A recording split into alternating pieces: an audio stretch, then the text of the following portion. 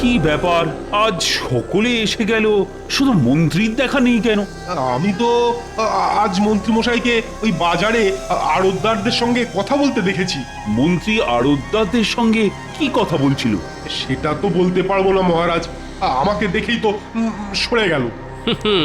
তার মানে সন্দেহজনক কিছু হবে বলে মনে হচ্ছে। আহ গোপাল, তোমার মনটা না দিন দিন কেমন সন্দেহ বাতিক হয়ে যাচ্ছে। আমি সন্দেহবাতিক মহারাজ, অনেক ঘা খেয়ে আপনার শিক্ষা না হলেও আমার কিন্তু হয়েছে। তাই মন্ত্রী মশাইয়ের চালচলনে ব্যাকাটেরা কিছু দেখলেই না মনের ভেতরটা কেমন কুগে ওঠে মহারাজ।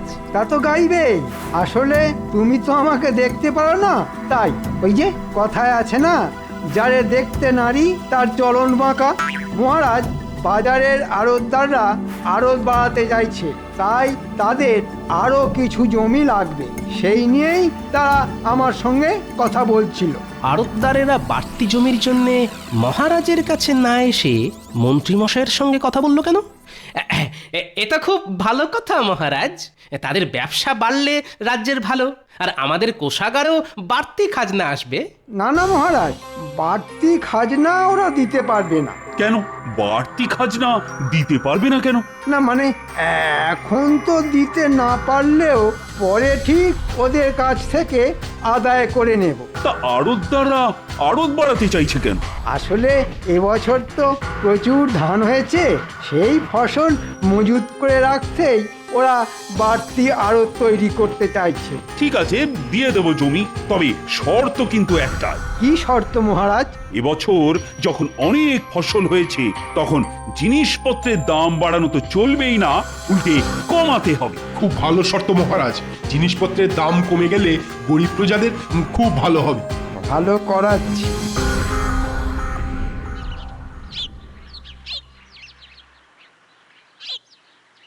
বুঝলে গোপাল, আজ বেশ জমিয়ে মাছ ধরতে হবে। রানীকে আমি কথা নিয়ে এসেছি যে 2 সেরি ওজনের একটা রুই মাছ তাকে আমি উপহার দেব। কোনো চিন্তা করবেন না মহারাজ, যা চার বানিয়ে এনেছি না, দেখবেন চারের গন্ধে পুকুরের সব মাছ একেবারে আমাদের বড়শির মুখে চলে আসবে।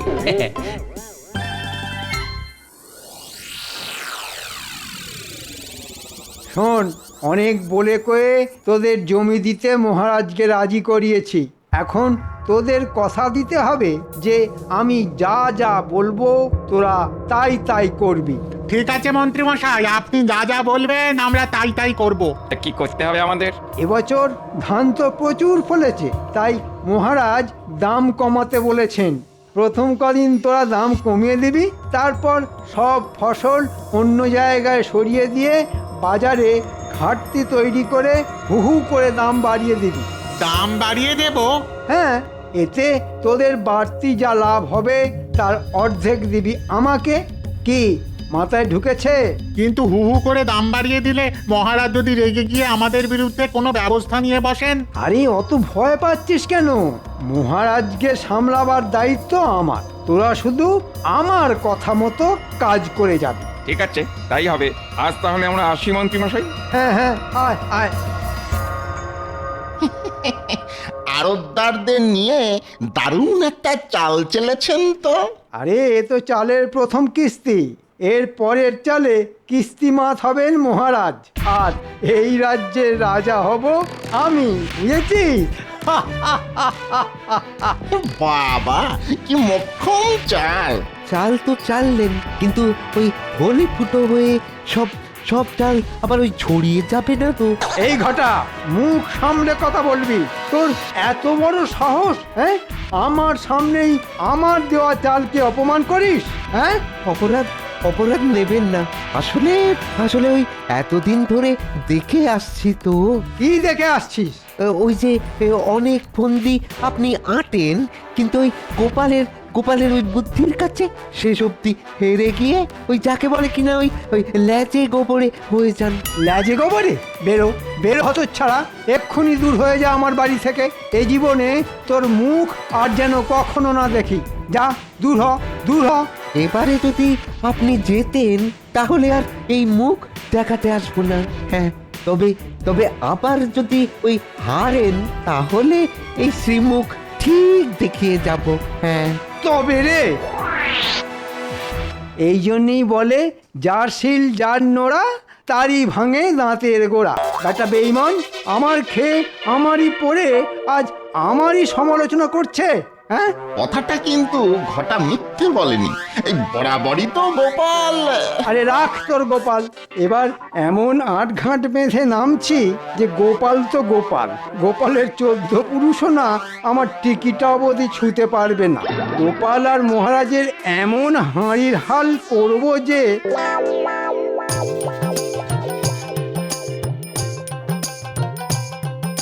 কি গো গোপাল, আধ ঘন্টার উপর তো হয়ে গেল, একটা মাছও তো ধরা পড়লো না। সবুর করুন মহারাজ, সবুর করুন। মাছ ধরার প্রথম কথাটাই হলো ধৈর্য। মহারাজ নড়ছে নড়ছে, টেনে ডুবোতে গেলেই মারুন হ্যাঁচকা টান। লেগেছে লেগেছে, মুখে বড়শি লেগেছে। এবার এবার এবার আস্তে আস্তে আস্তে আস্তে সাবধানে টেনে টেনে তুলুন। বাবা, আরে এই গোপাল, এই কত বড় বাবা, ওজন মনে হয় 200 থেকে বেশি হবে। কিরকম চার মেখেছি বলুন। মহারাজ আপনি মাছ ধরছেন, খুব ভালো খুব ভালো। বাহ বাহ বাবা বাহ বাবা, কত বড় মাছ! তা এখন এই কাগজে চট করে একটা স্বাক্ষর করে দিন তো। কিসের কাগজ? ওই যে আড়তদারদের সঙ্গে একটা চুক্তিপত্র। আড়তদারদের সঙ্গে চুক্তি? কেন, এতদিন তো যা হয়েছে সবই তো মুখের কথায়। না না মহারাজ, দিনকাল পাল্টে যাচ্ছে, মুখের কথায় এখন কি সব কিছু বিশ্বাস করা উচিত? তা কি লেখা আছে ওই চুক্তিপত্রে?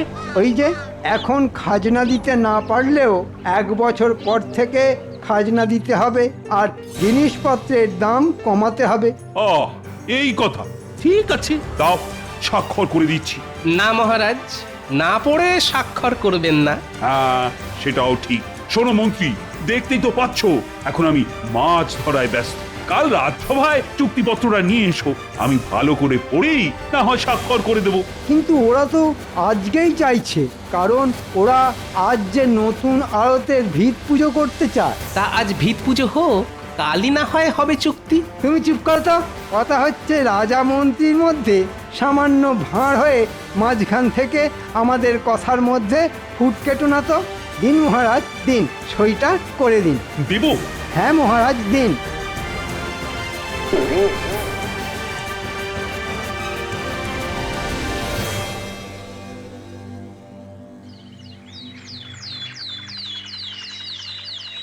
কি দিনকাল পড়লো রে দাদা, কদিনের মধ্যে জিনিসপত্রের দাম একবারে লাফিয়ে লাফিয়ে দ্বিগুণ হয়ে গেল।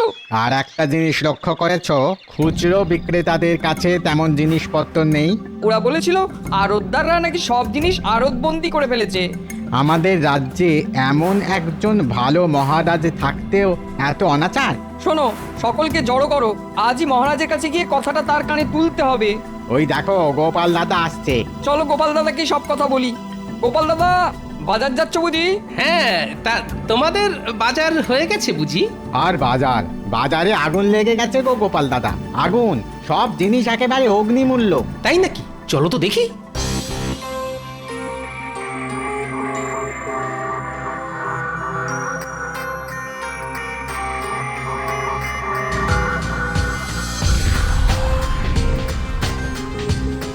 কি ব্যাপার, জিনিসপত্রের দাম নাকি খুব বেড়ে গেছে? হ্যাঁ গো গোপাল দাদা, আর দাম বেড়ে যাওয়ার জন্যে বিক্রি বাটাও তেমন নেই।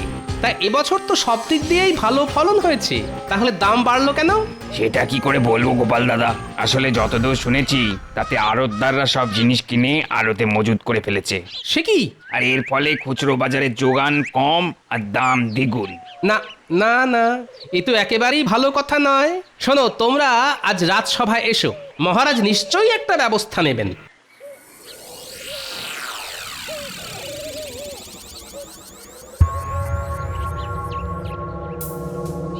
শুনেছি কোনো এক রাক্ষসীর প্রাণভোমরা ছিল একটা কৌটোর মধ্যে, আর মহারাজ কৃষ্ণচন্দ্রের প্রাণভোমরা আছে এই কাগজের মধ্যে। মহারাজ তুমি তো আর জানো না, না জেনে কোন কাগজে সই করেছো তুমি? হ্যাঁ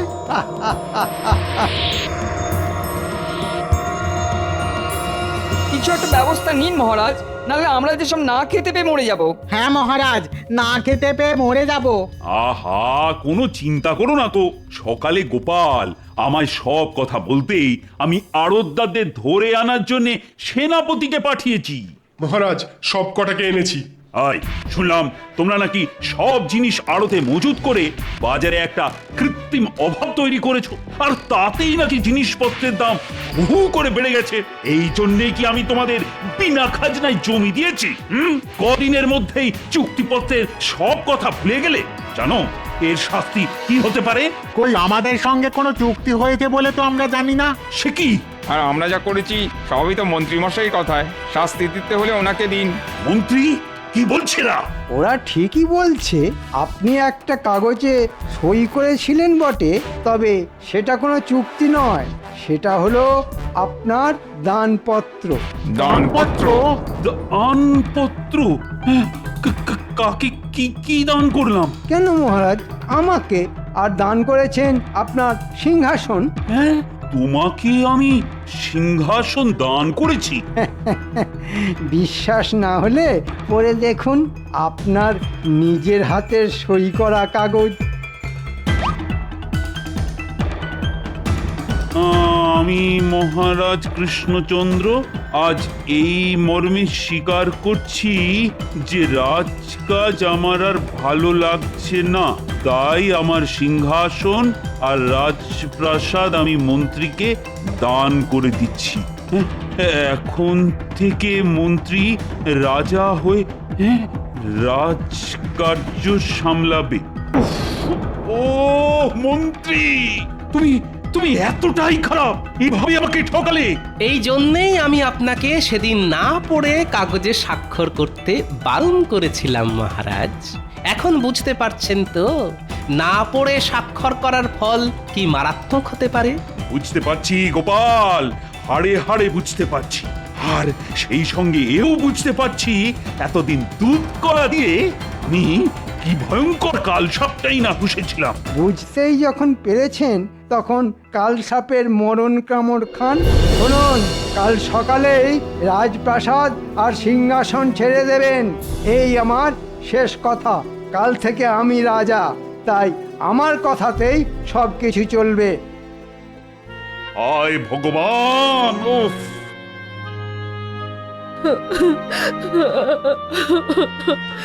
এখন এখন কোথায় যাবেন মহারাজ? জানি না কোন গাছতলায় গিয়ে আমাদের দাঁড়াতে হবে। রানী রানী, আমায় ক্ষমা করে দাও। আমি মানছি যা কিছু হয়েছে সবই আমার নির্বুদ্ধিতার ফল। মহারাজ, শাস্ত্রে বলেছে গতস্য শোচনা নাস্তি। যা হয়ে গেছে তার জন্য বিলাপ না করে ভবিষ্যতে কি করা দরকার সেটাই ভাবতে হবে। কি আর ভাববে গোপাল, সবই তো শেষ হয়ে গেছে। কিন্তু শেষ থেকেও তো শুরু করা যায় মহারাজ। কিভাবে? আমি কথা দিচ্ছি 3 দিনের মধ্যে ওই কুচক্রী মন্ত্রীকে সিংহাসন থেকে উৎখাত করে সেই সিংহাসন আপনাকেই ফিরিয়ে দেব আমি। পারবে গোপাল? আপনার আশীর্বাদে আমি সব পারবো রানীমা। মহারাজ, কাল রাজপ্রাসাদ ছেড়ে যাবার সময় আপনি কোষাগারের সব অর্থ, সোনা দানা আর আপনার সিন্দুক সঙ্গে নিয়ে যেতে ভুলবেন না। কিন্তু আপনার দানপত্রে শুধু সিংহাসনের কথা লেখা আছে, আর কিছু নয়। আমি এখন আসি মহারাজ, অনেক কাজ বাকি আছে।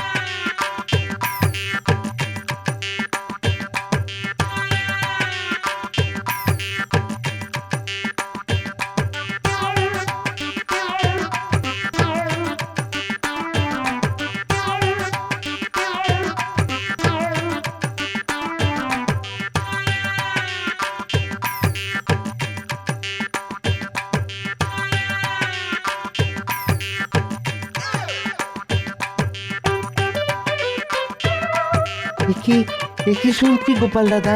হ্যাঁ, কি শুনছি মহারাজকে নাকি সিংহাসন? ঠিকই শুনেছিস। এবারেও বুদ্ধির জোরে তুমি ওই মন্ত্রী বেটাকে হারিয়ে দাও গোপাল দাদা। হ্যাঁ, ও হারলে আমার গায়ের জ্বালা জুড়োয়। সে কি রে, এতদিন তুই তো ওর সঙ্গেই ছিলি। হ্যাঁ, ছিলাম। আর এতদিন ওর কথায় কত খারাপ কাজ করে গেছি, অথচ এখন আমাকেই তাড়িয়ে দিয়েছে। মন্ত্রীকে হারাতে হলে তো আমায় সাহায্য করতে হবে তোকে। কিরে, পারবি? একবার একবার বলেই দেখো না কি করতে পারি। হ্যাঁ, তাহলে একজন অচেনা লোককে জোগাড় করতে হবে, বেশ বলিয়ে কইয়ে হওয়া চাই কিন্তু। হয়ে যাবে। হ্যাঁ হ্যাঁ, হয়ে যাবে। সেই সঙ্গে লাগবে একটা গরুর গাড়ি আর রক্ষীর বেশে আরো গোটা চারেক লোক। কে সব ঠিকঠাক পারবি তো? দেখো না কি করি। তাহলে কি কি করতে হবে শোন।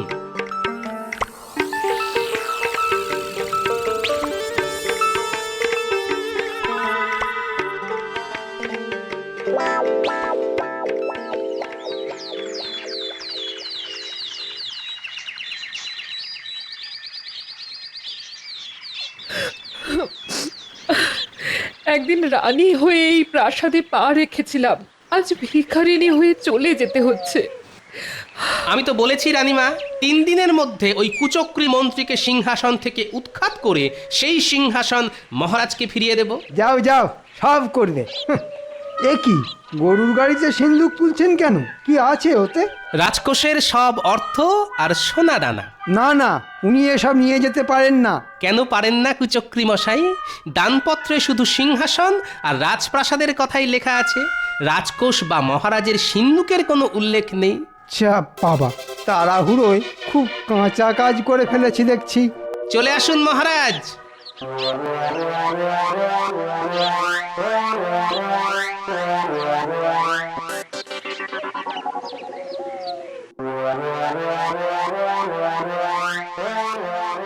শোনো সবাই, এখন থেকে আমি রাজা, তাই আমার কথাতেই এ রাজ্যের সব কিছু চলবে। শোনো, আজ থেকে সকলের বেতন অর্ধেক করে দিলাম। বেতন অর্ধেক? হ্যাঁ, অর্ধেক। যাদের পোষাবে তারা থাকবে, আর যাদের পোষাবে না তারা চলে যাবে। একই বলা নেই কওয়া নেই, হুট করে রাজসভায় ঢুকে পড়লে যে। ঢুকে না পড়ে কি করব? বাজারে জিনিসপত্র পাওয়া যাচ্ছে না, যেটুকু যা যাচ্ছে তার দাম 3 গুণ 4 গুণ হয়ে গেছে। সবে তো 3-4 গুণ, ভবিষ্যতে 5-6 গুণ হয়ে যেতে পারে। তাহলে আমরা খাবো কি? আমাদের সংসার চলবে কি করে? অত চলাচলির মধ্যে আমি নেই। মুদ্রা কথা, এ রাজ্যে থাকতে হলে চড়া দাম দিয়েই জিনিসপত্র কিনতে হবে। আর একটা কথা, এবার থেকে খাজনা কিন্তু দ্বিগুণ হয়ে যাবে। যে আমার বিরুদ্ধে কথা বলবে তার পরিণতি হবে কারাবাস।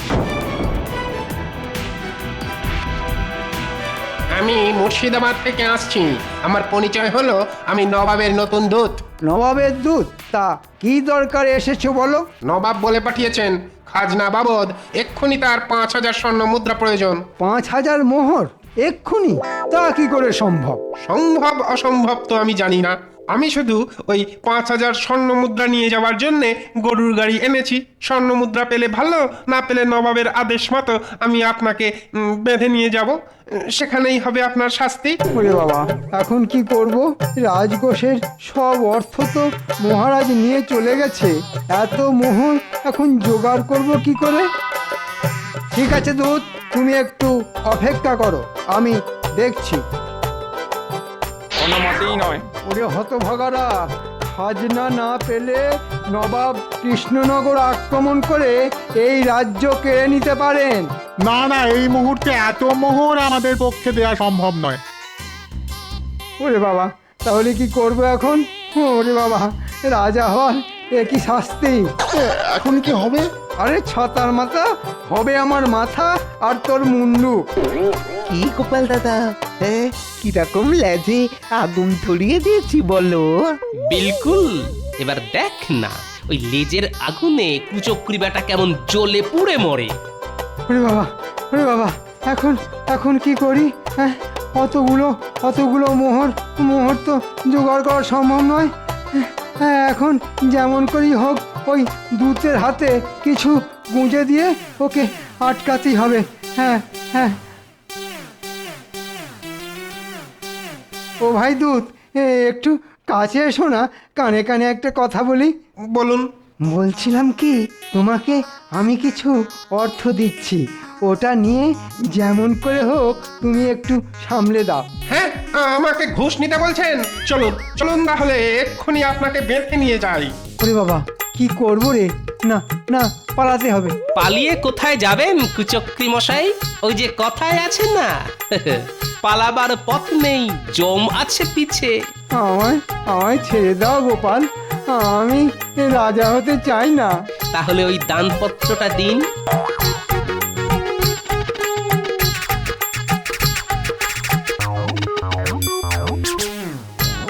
আসুন মহারাজ, আসুন রানীমা। মহারাজ, বলেছিলাম না 3 দিনের মধ্যে কুচক্রী মন্ত্রীকে সিংহাসন থেকে উৎখাত করে সেই সিংহাসন আপনাকে ফিরিয়ে দেব। যান মহারাজ, সিংহাসনে গিয়ে বসুন। ঘটা, আয় রে, এবার তোর নিয়ে আসা নবাবের সাজানো দুধকে চলে যেতে বল, ওর পারিশ্রমিক আমি পাঠিয়ে দেব। সে কি, এ নবাবের আসল দূত নয়? তাহলে এত মিথ্যাচার? আপনার মতো দুরাচারীর সঙ্গে এটুকু মিথ্যাচার তো করতেই হবে কুচক্রী মশাই। কি মন্ত্রী না মানে ওই কুচক্রী মশাই, এবারেও আপনার সব চাল ছড়িয়ে গেল তো।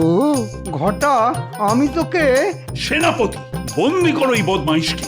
এখন কদিন কারাগারে থাকুক, তারপর হবে বিচার। আজ গোপালের বুদ্ধির জোরে আবার আবার সব কিছু ফিরে পেলাম। বলো গোপাল, কি চাও তুমি? মায়ের কাছ থেকে আশীর্বাদ ছাড়া আর কি চাইবার আছে সন্তানের? ওইটুকু পেলেই আমি সন্তুষ্ট রানীমা। জয় গোপালের জয়। জয় গোপালের জয়।